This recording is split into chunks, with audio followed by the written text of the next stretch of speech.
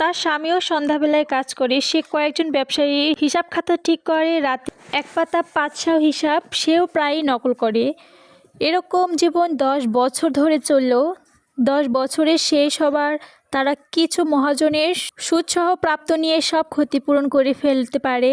তাছাড়া কিছু তাদের সঞ্চয়ও হলো। মাদাম লুইসেলকে দেখলে এখন বয়স্কভাবে মনে হয়। সে এখনও গরিব গৃহঘরে শক্ত কর্মঠ অমার্জিত মেয়েদের মতোই হয়ে গেছে। তার চুলগুলো অবিন্যস্ত, ঘাগরা একপাশে মোচড়ানো, হাতগুলো লাল। সে চড়া গলায় কথা বলে এবং বড় বড় কলসিতে জল এনে মেজে ধোয়। কিন্তু কখনো তার স্বামী যখন অফিসে থাকে, জানালার ধারে বসে বিগত দিনের সেই সন্ধ্যার অনুষ্ঠান, সেই বলনাচে তাকে এত সুন্দর দেখাচ্ছিল, ও এমন অতিরিক্ত প্রশংসা পেয়েছিল তার কথা ভাবে।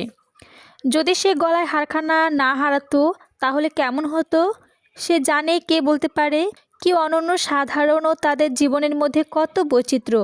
সামান্য একটি বস্তুর জন্য কি একজন ধ্বংস হয়ে যেতে পারে, আবার বাঁচতেও পারে। এক রবিবারের সারা সপ্তাহে নানান দুশ্চিন্তার মন থেকে দূর সরে করে যখন চম্পস এলিসিস এবং ঘুরে বেড়াচ্ছিল, হঠাৎ একটি শিশু নিয়ে ভ্রমণরত একটি মেয়েকে চোখে পড়ল। সে হলো মাদাম ফোস্টিয়ার। সে এখনও যুবতী, সুন্দরী ও আকর্ষণীয়। সে মাদাম লুইসেলকে দেখে মন খারাপ হয়ে গেল। সে কি ওই মেয়েটির সঙ্গে কথা বলবে? হ্যাঁ, অবশ্যই বলবে। তাকে যখন সব শোধ করা হয়েছে তখন সব কিছু খুলে বলবে। কেন বলবে না? সে মেয়েটির কাছে এগিয়ে গিয়ে বলল, সুপ্রভাত জেনি। তার বন্ধু তাকে চিনতে পারল না। এক সাধারণ মানুষ তাকে এমন অন্তরঙ্গভাবে সম্বোধন করায় সে অবাক হলো। সে বিবৃতভাবে বলল, কিন্তু মাদাম, আপনাকে তো চিনতে পারলাম না। বোধহয় আপনার ভুল হয়েছে। না, আমি মাতিলদা লুইসেলস।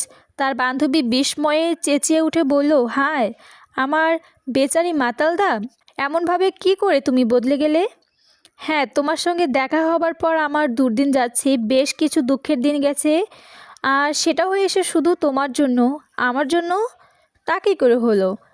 সেই যে কমিশনের বল নাচের দিন তুমি আমাকে তোমার হীরার হার পরতে দিয়েছিলে, মনে আছে? হ্যাঁ, বেশ তো মনে আছে।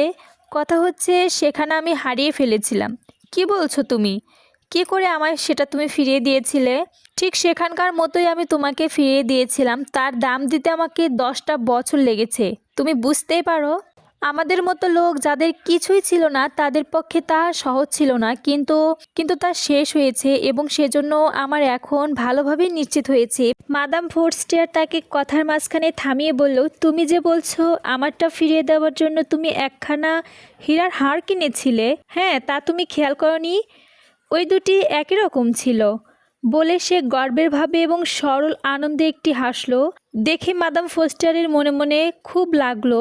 সে তার দুটি হাত নিজের হাতের মধ্যে নিয়ে বলল, হায় আমার বেচারি মাতিলদা, আমারটা ছিল নকল, আর তার দাম 500 ফ্রা বেশি হবে না।